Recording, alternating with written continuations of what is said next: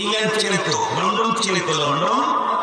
এই ইংল্যান্ডের ঘটনা শুনে ইংল্যান্ডে একজন মুসলমান তার ছেলেকে পড়তে দিয়েছে স্কুলে। আমাদের বাংলাদেশে আমাদের মাতৃভাষা জাতীয় ভাষা যেহেতু বাংলা, এই জন্য বিভিন্ন স্কুলে লেখা থাকে ইংলিশ মিডিয়াম, তার মানে এখানে সব ইংরেজিতেই সব কিছু হয়। বলেন তো দেখি, ইংল্যান্ডে কি ইংলিশ মিডিয়াম লেখা দরকার আছে?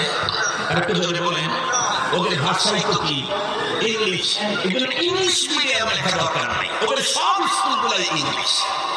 ছেলে ওখানে পড়ে, অনেক ছেলেরা পড়ে, হিন্দু, বৌদ্ধ, চারাল, মগ, খ্রিস্টান, মুসলমানের ছেলেরা পড়ে।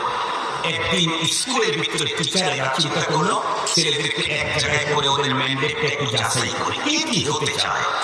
তো সব ছেলেদেরকে এক জায়গায় হলরুমে জমা করে জিজ্ঞাসা করছে, বাবা তুমি কি হতে চাও? ডাক্তার। তুমি কি মিনিস্টার? তুমি কি মিনিস্টার? তুমি কি ব্যারিস্টার? তুমি কি ব্রিগেডিয়ার? তুমি কি লেফটেন্যান্ট কর্নেল?